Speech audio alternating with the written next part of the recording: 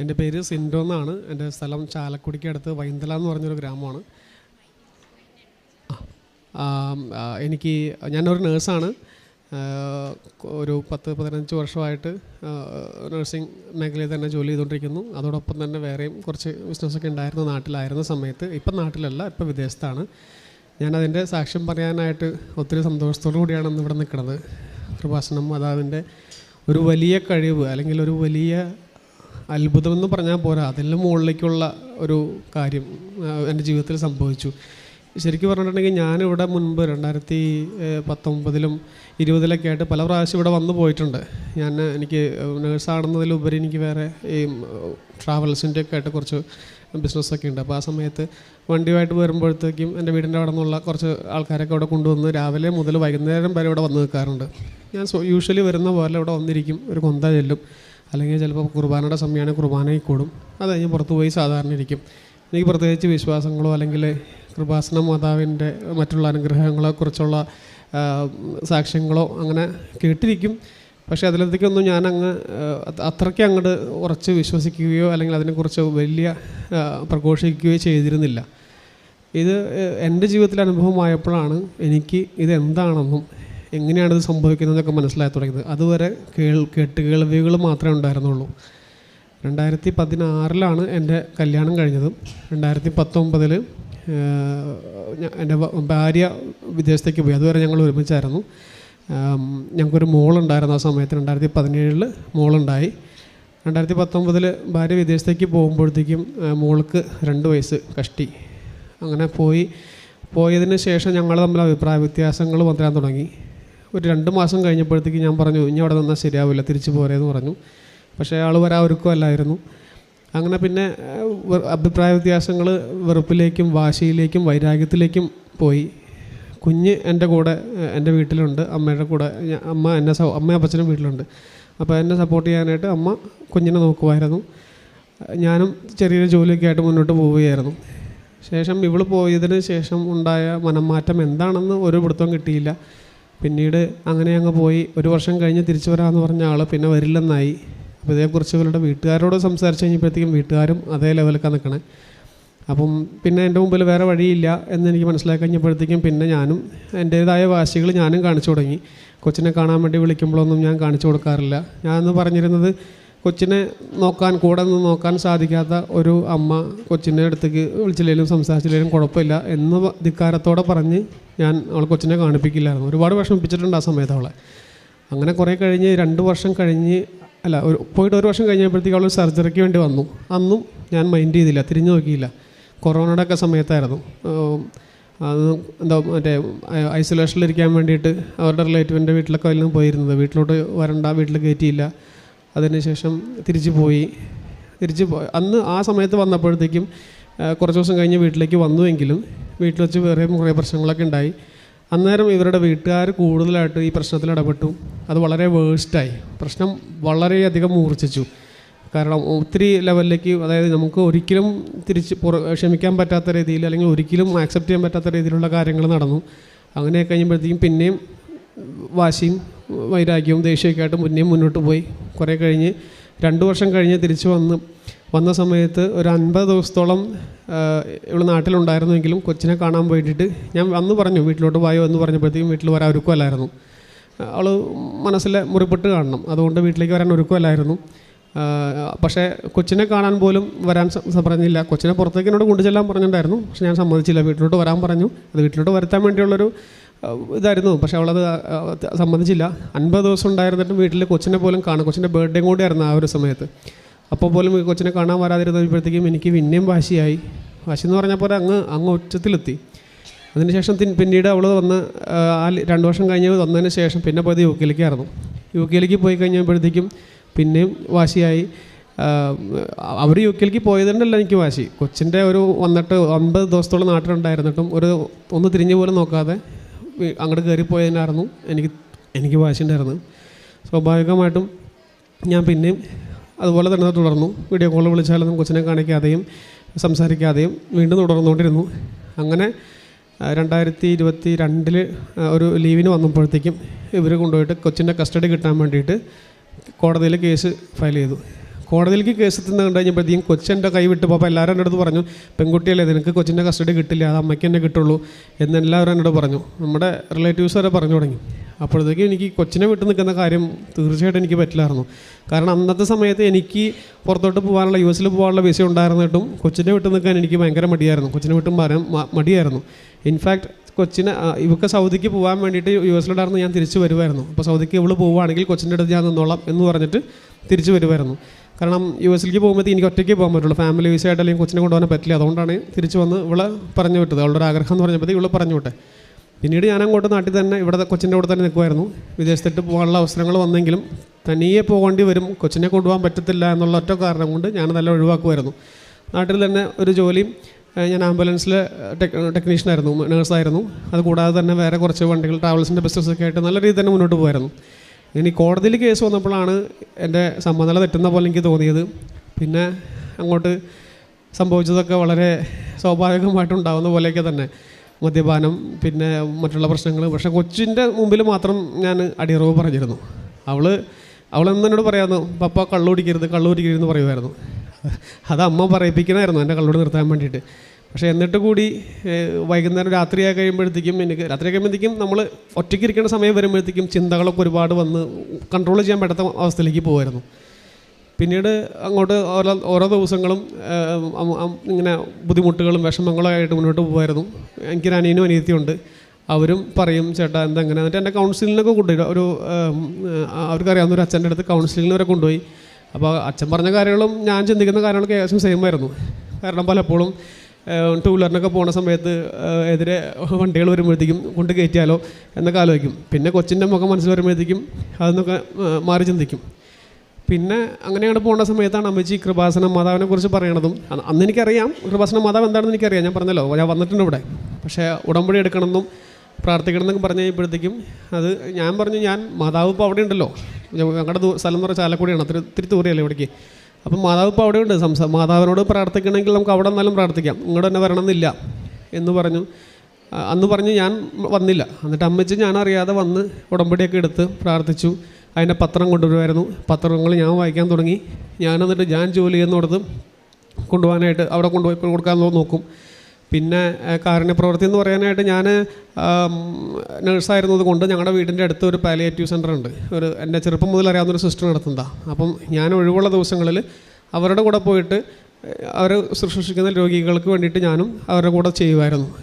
പിന്നെ അവർക്ക് വേണ്ട കുറച്ച് സാധനങ്ങൾ, ഈ പറഞ്ഞ ബേസിക്കായിട്ട് ഉപയോഗിക്കുന്ന സാധനങ്ങൾ സിസ്റ്ററിനോട് ചോദിച്ച് സിസ്റ്ററിന് എന്താ ആവശ്യമെന്ന് വെച്ചിട്ടുണ്ടെങ്കിൽ പോരായകുള്ളത് ഞാൻ മേടിച്ച് കൊടുക്കുമായിരുന്നു.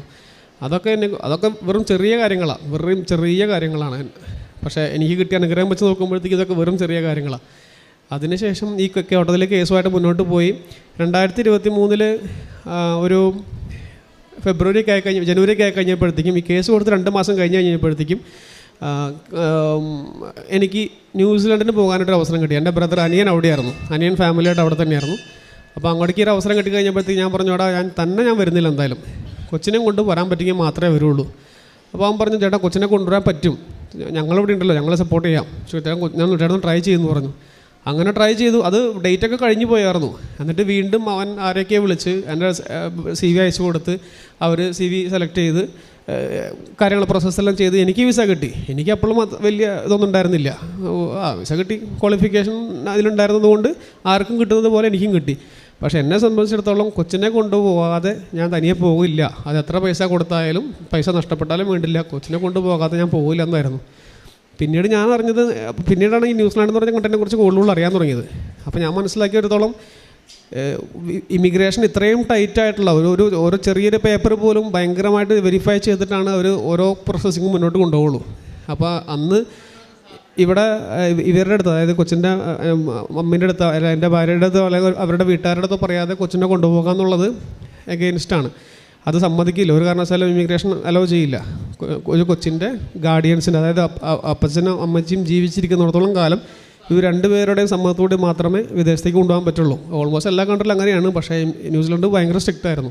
അപ്പോൾ ഞാൻ പറഞ്ഞു, കൊച്ചിൻ്റെ വിസയ്ക്ക് ഇട്ട് നോക്കിയിട്ട് എന്താണെന്ന് വെച്ചാൽ ചെയ്യാം. എന്തായാലും കിട്ടില്ല, വെറുതെ ഇട്ട് നോക്കാൻ പറഞ്ഞു. ഇട്ട് നോക്കി.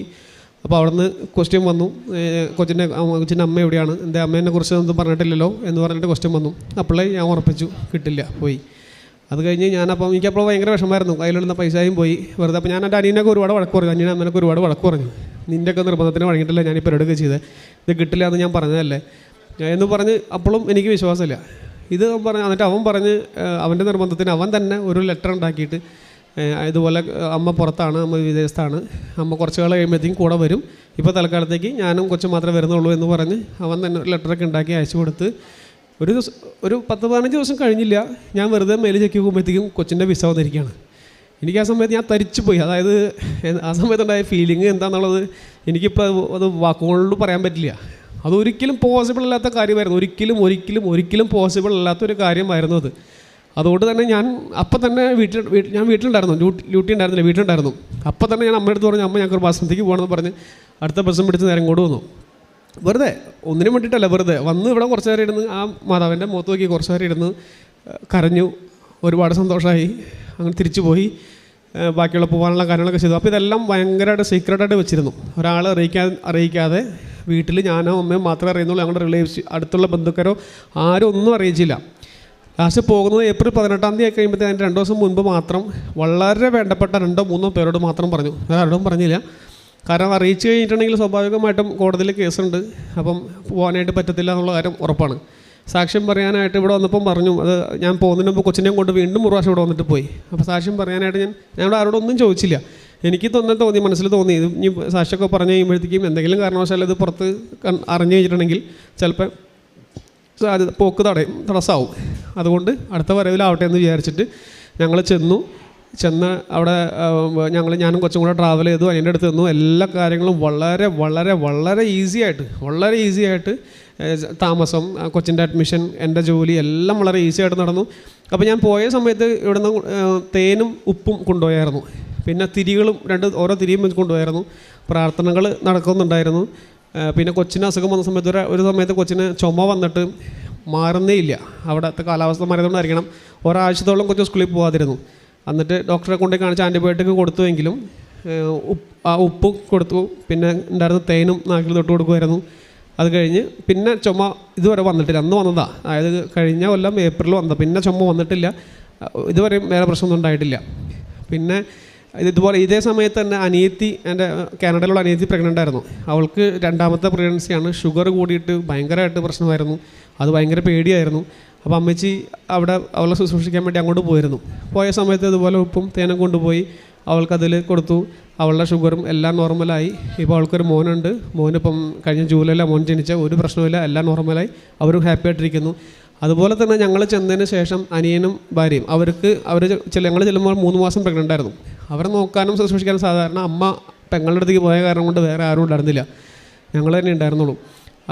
അതുകൊണ്ട് അവളും എല്ലാവരും വളരെ പ്രാർത്ഥിച്ചും ഒരുപാട് പ്രതീക്ഷകളോട് കൂടിയും അവരുടെ കൊച്ചിൻ്റെ പ്രസവം, അതായത് കഴിഞ്ഞ ഒക്ടോബർ 31 ഒരു പെൺകുഞ്ഞിനെ തന്ന് മാതാവ് അത് അനുഗ്രഹിച്ചു. അങ്ങനെ ഡിസംബർ ആയി കഴിഞ്ഞപ്പോഴത്തേക്കും, അതായത് ഈ കഴിഞ്ഞ ഡിസംബർ ആയി കഴിഞ്ഞപ്പോഴത്തേക്കും ആരുടെയും അത് മുൻപ് മധ്യസ്ഥങ്ങൾ സംസാരിച്ചിട്ടുണ്ടായിരുന്നു. എൻ്റെയും ഭാര്യയുടെയും വിഷയങ്ങൾ തമ്മിൽ മധ്യസ്ഥങ്ങൾ സംസാരിച്ചിട്ടുണ്ടായിരുന്നു.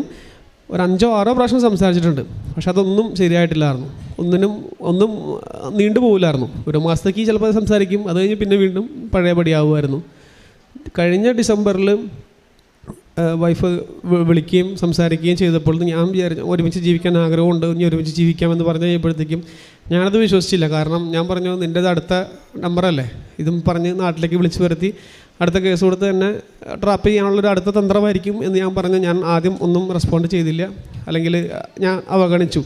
പിന്നീട് വീണ്ടും അവൾ പറഞ്ഞു കഴിയുമ്പോഴത്തേക്കും എനിക്ക് തോന്നി ചിലപ്പോൾ മാതാവ് അവളെ കൊണ്ട് പറയിപ്പിക്കേണ്ടതായിരിക്കും എന്ന് വിചാരിച്ച് അവളോട് പറഞ്ഞു, ശരി അങ്ങനെയാണെങ്കിൽ ബാക്കിയുള്ള കാര്യങ്ങൾ എന്താണെന്ന് ചെയ്തോ, ഞാൻ വേറെ ഒന്നും ആഗ്രഹിക്കുന്നില്ല, നിന്നെ എങ്ങനെ ഞാൻ 2016 കെട്ടിക്കൊണ്ടുവന്നോ അതേ മോളായിട്ട് നീ വന്നാൽ മതി, വേറൊന്നും നമുക്ക് ആഗ്രഹം, വേറൊന്നും എനിക്ക് വേറൊരു കണ്ടീഷൻസും ഇല്ല. എനിക്കും നമ്മുടെ മോക്കും നിന്നെ ആവശ്യമാണ്. ഞങ്ങൾ നീ ഇല്ലാത്തൊരു ജീവിതം കണ്ടിരുന്നുവെങ്കിലും നീ ഉണ്ടെങ്കിൽ അത് ഞങ്ങളുടെ ജീവിതത്തിൽ ഏറ്റവും വലിയൊരു അനുഗ്രഹമായിരിക്കും.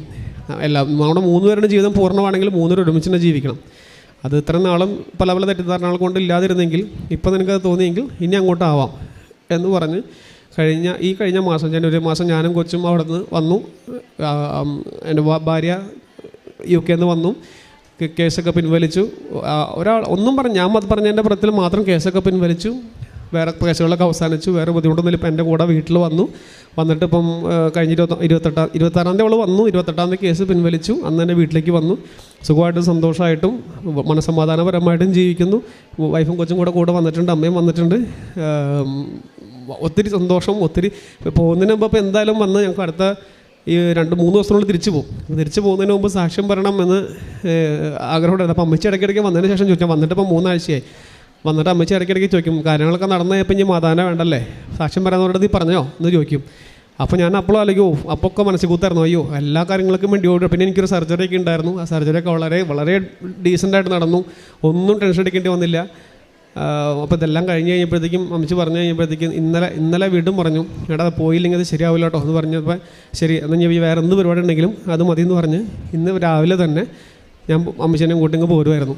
അപ്പം മാതാവ് തന്ന ഈ ഒരു അനുഗ്രഹം, അതായത് ഞാൻ ചോദിച്ചത് ഒന്നേ ചോദിച്ചുള്ളൂ, പക്ഷേ പലതായിട്ട് മാതാവ് തിരിച്ചു തന്നു.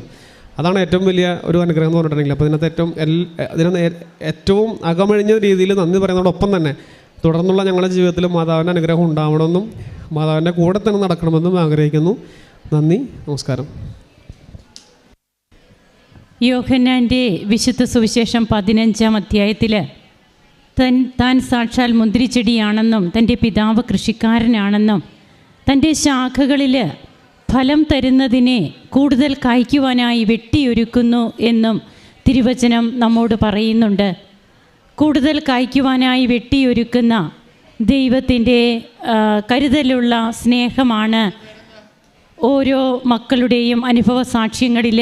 അത് വ്യത്യസ്തങ്ങളായ അനുഭവ സാക്ഷ്യങ്ങൾ.